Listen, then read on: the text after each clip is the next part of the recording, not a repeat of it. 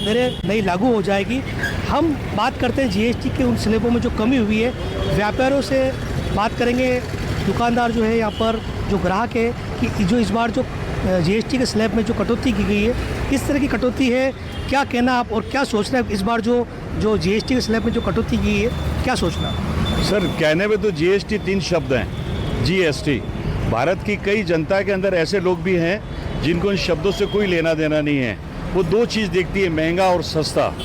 मैं भारत के माननीय प्रधानमंत्री और उनकी टीम को बहुत बधाई देना चाहता हूं कि संक्षेप के अंदर उन्होंने 5 और 12% के अंदर पूरे भारत को ये समझा दिया है कि टैक्स नहीं है और तुम्हारे दिए हुए पैसे से पूरे भारत का विकास हो रहा है। आज हमारा देश कल तक कहाँ था आपके पास में? 2014 से लेकर 2025 11 साल की स्थिति आप खुद देख सकते हैं। 11 साल पहले भी आप चल रहे थे और आज भी चल रहे हैं। 11 साल पहले जो काम हो रहा था, पैसे दे के इधर या उधर से आप बिल्कुल फ्री हो जाते थे।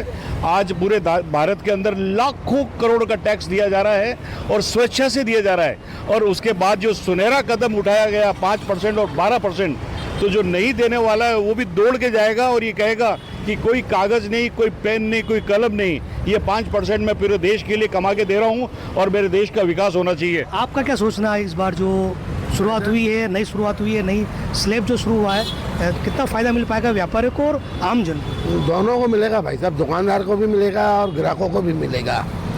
भारत जो मोदी साहब ने किया है बहुत अच्छा किया है, गरीबों की सुनवाई की है। बिल्कुल, व्यापारी है आप एक खुद भी, क्या सोचते हैं आप किस तरह का ये जो है कितना प्रभाव पड़ेगा मार्केट पर? दोनों को फ़ायदा है, जनता को भी फायदा है, दुकानदार को भी फायदा है। और छोटी चीज़ें जो डेली उपयोग वाली है, दूध, अंडा और जो घरेलू है, उसमें जो बिल्कुल 0% कर दिया, उसका बहुत स्वागत पब्लिक कर रही है। बिल्कुल, रोज़मर्रा की वस्तुओं पे स्लैब में कटौती की गई है और जो दूसरी चीज़ों पे बढ़ोतरी भी की गई, लेकिन जो रोज़मर्रा की वस्तुएं कम हो रही तो आम जन को काफ़ी फायदा मिलेगा। क्या सोचते हैं आप? बिल्कुल सर, डेफिनेट फ़ायदा होगा ही होगा, डीलर को भी होगा, कंज्यूमर को भी होगा। बहुत अच्छा कदम है। Thank you very much PM साहब। आप क्या सोचते हैं? ये आम जो रोज़ की वस्तुएं हैं, इससे पब्लिक को काफ़ी राहत मिलेगी, व्यापार को भी बहुत अच्छा इसमें आयाम मिलेगा। जो इस वक्त थोड़ा व्यापार में टैक्स वगैरह को लेके लोगों में थी, वो भी एक 5% 12% उन्होंने क्लियर करके पब्लिक को काफ़ी राहत दी है। और माननीय श्री प्रधानमंत्री जी का बहुत बहुत स्वागत है और देश में इसमें बहुत लोगों ने इसको पसंद किया है। इसको व्यापार के लिए भी काफ़ी फायदा रहेगा इसमें। क्या सोचना? मैं प्रधानमंत्री मोदी जी को बहुत बहुत धन्यवाद देना चाहूँगा। वो इसलिए कि जीएसटी से जो फर्क पड़ा है उससे व्यापार में बूम आएगा और सभी लोग उत्साहित हैं कि हम खरीदारी करें। जीएसटी की दरों में आम उपभोक्ताओं को राहत मिली है। 28% और 12% का जो स्लैब है वो खत्म कर दिया गया है। अभी हम राजधानी जयपुर के लोकल मार्केट के अंदर मौजूद हैं और देख सकते हैं कि प्रथम नवरात्रि के ऊपर जो है बाजारों के अंदर जो है वो रौनक देखी गई है। जीएसटी की दरों में कटौती आम उपभोक्ता होने के नाते किस तरीके से आप देखते हैं? ये अल्टीमेटली सर काफ़ी एफएमसीजी जो काफ़ी जो डेली यूज़ की चीज़ें हैं उन पर कम होने से बेनिफिट तो हुआ है।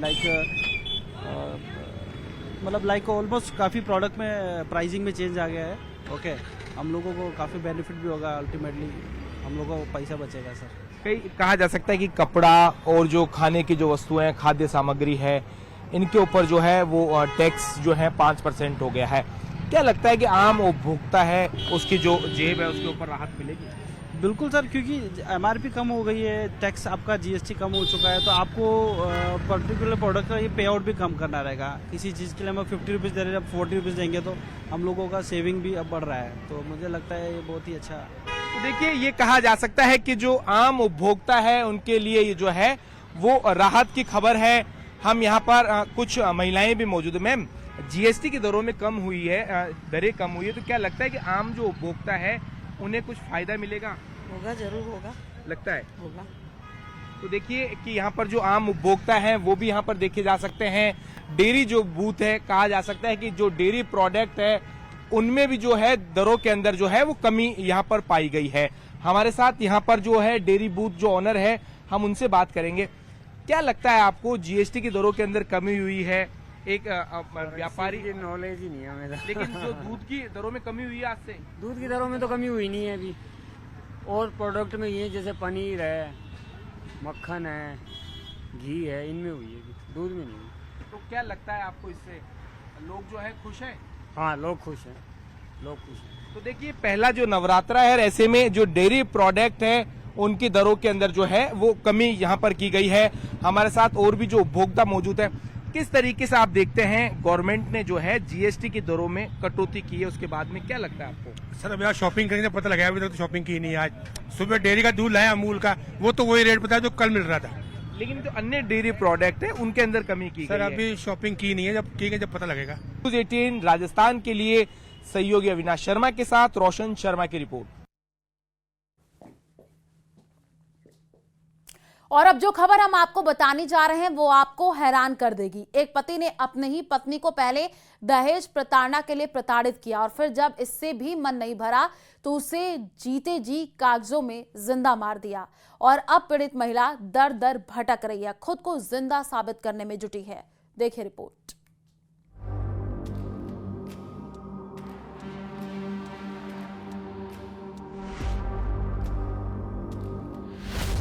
साहब मैं जिंदा हूं,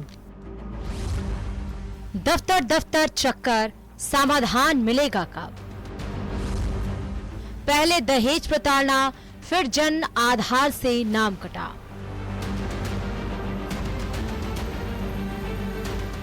ये दुर्गेश कुमारी हैं, जो आज खुद को जिंदा साबित करने के लिए सरकारी दफ्तरों के चक्कर काट रही हैं और अधिकारियों से गुहार लगा रही हैं।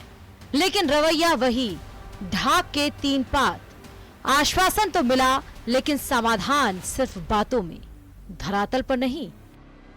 दुर्गेश का आरोप है कि उसके पति और अन्य जो परिवार के लोग हैं उन्होंने उसका जो जनाधार है उसमें से उसे मृत बता दिया है और अब वो सरकारी योजनाओं का लाभ नहीं ले पा रही है। कोई भी योजना के लिए जब वो आवेदन करती है तो उसमें जो उसका जनाधार है उसमें उसे मृत पाया जाता है और अब लगातार वो अपने आप को जिंदा साबित करने के लिए दर दर की ठोकरें खा रही है।